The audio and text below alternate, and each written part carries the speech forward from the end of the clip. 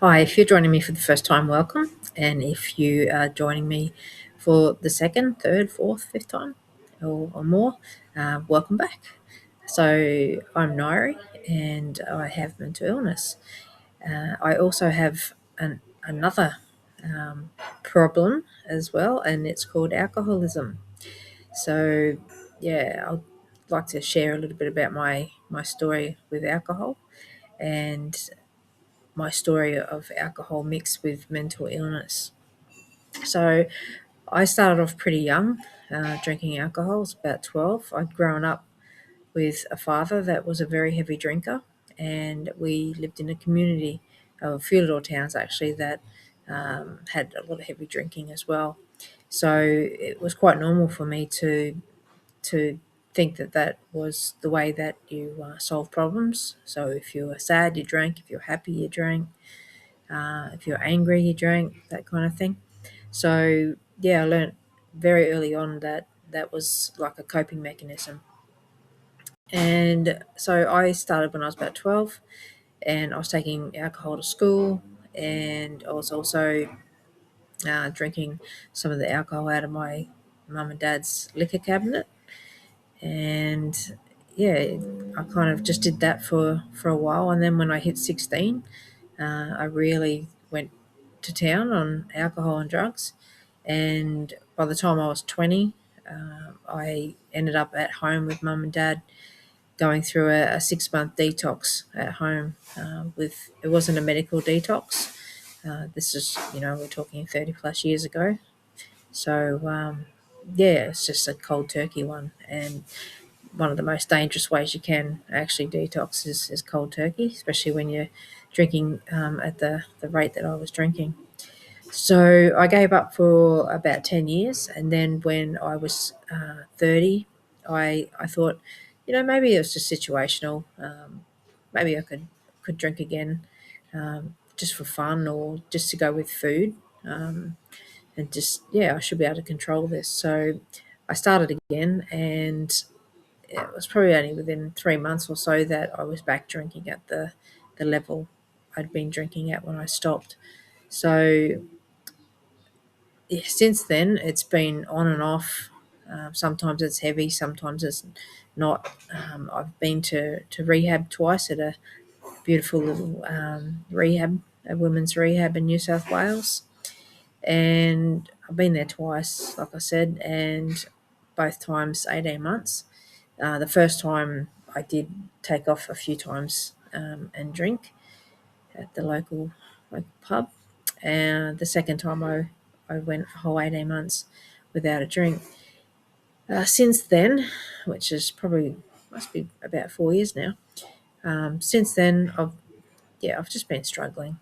Um, this this thing called alcoholism is a insidious disease, and it's just hung on.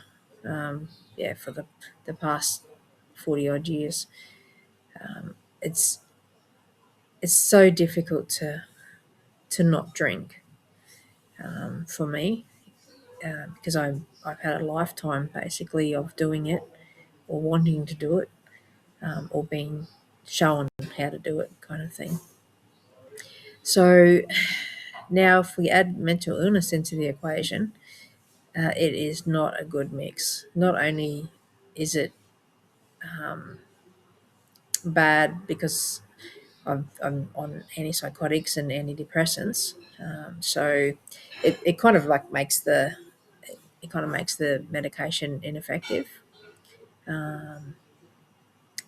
And yeah, things happen, as you would have seen in one of my other videos, recovery after psychosis, that the last time that I hit it fairly heavy, and was going into psychosis, it ended up in a really bad situation for me, in town in Perth.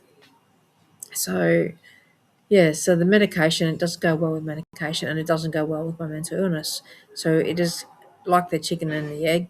I'm not sure which one comes first, whether I become unwell with psychosis first and then drink, or whether I drink because I'm going into a psychosis and it's to me like a form of coping. And I mean, in the past, it used to work quite well because had a very sedative or sedating effect on me. But these days, it just doesn't work. I don't see, I don't think I have many more drunks in me. Um, that's a term that's widely used in AA, or field research. So, yeah, I don't think I have many, if one, left in me, because it's just so dangerous. Like I'll be honest, I drink drive. Sometimes I hang off bridges. I like drink with people in the park or with people I don't know, in the middle of the night, in the middle of the morning. And yeah, I can get into some pretty dangerous situations there. And, basically when I drink these days, I pretty much feel down pretty quickly. I know it's a depressant, but in the past it didn't do that. It made me feel like really hyperactive and quite bubbly and stuff. But now these days with mental illness, I feel down really quick. It can escalate to thoughts of suicide. So yeah, really dangerous for me to drink with mental illness. But I do have hope. Like I do go to AA, and I do have hope that that program will work for me. I try my hardest to stay away, especially when I'm sober, with the hope that when I'm not sober, when I'm well, I should say. But like when I'm unwell, I'm hoping that one day that drinking's not an option. That I won't choose that. That I'll remember what it's like to be sober, and I'll remember that it becomes very unsafe for me. So yeah, I'm really hoping that like instinctive gut feeling kind of thing will kick in, and that I stop drinking. So yeah, if you're struggling with alcohol or mental health issues, get yourself off to AA, or to a drug and alcohol service, somewhere that can help and give support, if you don't have any support from family and friends. And yeah, just hang in there. Like I'm trying my hardest to get off the alcohol.